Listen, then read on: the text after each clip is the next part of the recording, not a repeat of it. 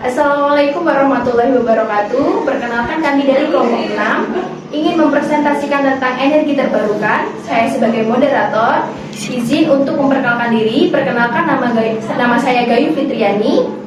Izin memperkenalkan diri, nama Ega Armawati dari kelompok 6. Izin memperkenalkan diri, nama Syifa Samratul Fuada dari kelompok 6. Izin memperkenalkan diri, nama Rendy Suprastio dari kelompok 6. Baik, materi yang pertama akan dibawakan oleh Ega Armawati, yaitu tentang pengertian energi terbarukan dan energi. Energi terbarukan. Energi terbarukan adalah energi yang berasal dari proses alam yang berkelanjutan seperti tenaga surya, tenaga angin, arus air, proses biologi, dan panas bumi. Energi. Air yang mengalir pada sungai Citandui dinyatakan dalam besaran debit yang secara matematis dinyatakan dengan persamaan berikut. Q sama dengan V per T, dengan Q sama dengan debit air, V sama dengan volume air, T sama dengan waktu. Usaha artinya dapat memindahkan atau menyalurkan energi. Usaha dan energi memiliki satuan yang sama. Dalam SI, satuannya adalah Joule atau J. Dimensi dari usaha dan energi adalah mL per T pangkat 2. Baik, materi yang kedua akan dibawakan oleh Gayu Fitriani. Bentuk-bentuk energi. A. Energi kinetik. Energi yang dimiliki oleh benda bergerak lurus. Lambang energi kinetik yaitu EK. Rumusan dari EK 1/2 M V kuadrat. Dengan EK, energi kinetik, satuannya adalah Joule, M massa benda, satuannya adalah kilogram, V kecepatan benda, satuannya adalah meter per sekon. B. Energi potensial gravitasi. Di bawah pengaruh gaya gravitasi bumi, benda akan memiliki energi yang tersimpan. Energi tersebut biasanya disebut dengan istilah energi potensial gravitasi. Lambang energi potensial gravitasi yaitu EP. Rumusan dari EP mGh. EP energi potensial, satuannya adalah Joule, M massa, satuannya adalah kilogram, G percepatan gravitasi, satuannya adalah 10 meter per sekon kuadrat. H ketinggian, satuannya adalah meter. Lanjut. C kalor. Kalor terjadi pada perubahan suhu. Lambang kalor yaitu Q. Rumusan dari Q adalah Q M C delta T. Q kalor, satuannya adalah Joule, M massa benda, satuannya adalah kilogram, C kalor jenis, satuannya adalah Joule per kilogram kali Kelvin. Delta T perubahan suhu, satuannya adalah Kelvin. D. Energi listrik. Muatan listrik Q memiliki medan listrik. Kemudian muatan listrik lainnya Q dipindahkan dari satu tempat ke tempat yang lain dalam pengaruh medan listrik Q. Maka muatan listrik Q memiliki energi. Lambang energi listrik yaitu W. Rumusan dari W sama dengan V IT. Pada persamaan tersebut berlaku pada OHM. V sama dengan IR. Dengan keterangan W energi listrik, satuannya adalah Joule, V tegangan, satuannya adalah volt, I kuat arus listrik, satuannya adalah ampere, R hambatan listrik, satuannya adalah OHM, T waktu, satuannya adalah sekon. Baik, materi selanjutnya akan dibawakan oleh Syifa Samratul Fuada. Hukum kekekalan energi dan konversi energi. Terlibat pada apel jatuh dari pohon adalah energi mekanik. Energi mekanik dinyatakan dengan persamaan EM sama dengan EK tambah EP. EM sama dengan energi mekanik Joule.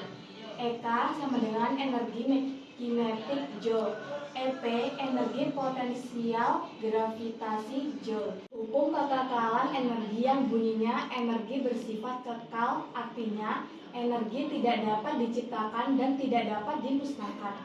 Energi dapat berubah bentuk. Pernyataan tersebut dinyatakan secara sederhana dengan persamaan berikut ini. Energi awal sama dengan energi akhir. Energi yang diterima atau bisa disebut efisien. Secara sederhana, efisien dinyatakan dalam persamaan. Artik sama dengan E dihasilkan per E diterima kali 100%. Dengan artik sama dengan efisien energi persen E dihasilkan sama dengan energi yang dihasilkan Joule. E diterima, energi yang diterima Joule. Baik, materi selanjutnya yang akan dibawakan oleh Ega Armawati dan dilanjutkan oleh Gayuh Fitriani. Energi. 1. Energi dari bahan bakar fosil. Bahan bakar fosil terbentuk dari proses ilmiah yang dialami oleh sisa-sisa hewan dan tanaman purba dalam kurun waktu yang sangat lama dengan orbit jutaan tahun.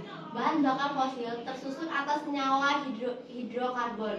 Contohnya, batu bara, minyak bumi, gas alam, dan lain-lain. Energi biogas. Energi biogas berasal dari limbah organik yang diolah melalui proses anaerobic digestion dengan bantuan bakteri tanpa oksigen. Contoh, kotoran sapi, sampah dedaunan, dan sampah lainnya yang berasal dari organisme yang belum lama mati atau organisme hidup.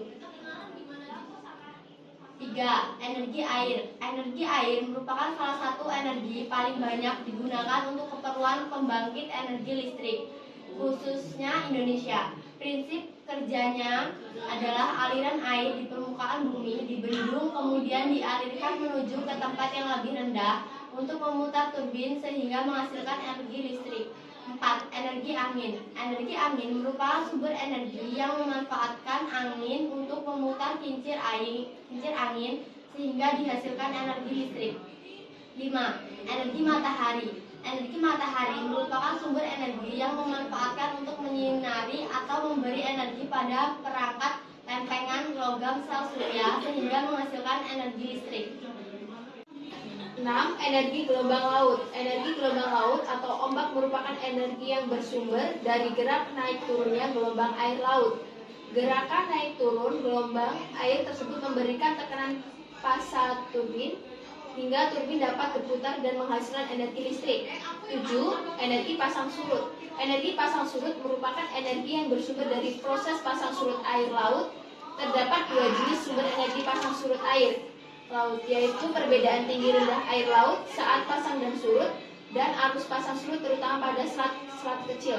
8. Energi panas bumi. Salah satu sumber energi yang dikembangkan di Indonesia adalah geothermal atau panas bumi. Indonesia merupakan negara dengan sistem hidrotermal untuk sumber geothermal terbesar di dunia dengan potensial lebih dari 17.000 MW yang dapat menghemat 40% sumber daya panas bumi dunia. Baik, materi selanjutnya akan dibawakan oleh Syifa Samruatul Fuadah. Sumber energi terbarukan dan sumber energi tak terbarukan. Sumber energi terbarukan merupakan sumber energi yang dapat digantikan oleh proses alami dalam kurun waktu yang sebanding dengan penggunanya, sehingga tidak akan pernah dapat habis. Sumber energi tak terbarukan. Sumber energi tak terbarukan merupakan sumber energi yang terbatas dan proses penggantiannya dapat kurun waktu yang sangat lama secara alami sehingga pada akhirnya dapat habis. Baik, materi yang terakhir dibawakan oleh Randy Yuzu Prasetyo. Eksplorasi dan penggunaan energi. Sumber energi yang tidak ramah lingkungan dan pengolahannya menghasilkan sisa buangan berupa karbon yang merupakan salah satu gas rumah kaca. Penggunaan energi yang kurang bijak juga dapat menyebabkan kerusakan pada lingkungan. Upaya pemenuhan kebutuhan energi. Mengatasi berbagai masalah pemenuhan kebutuhan energi, para pemimpin dunia termasuk Indonesia berkumpul dan bersepakat hingga dihasilkan sebuah program yang disebut Sustainable Development Goals, singkatannya dari SDGs. Program tersebut berisi rumusan 17 target untuk mengatasi kemiskinan dan kesenjangan sosial serta masalah lingkungan.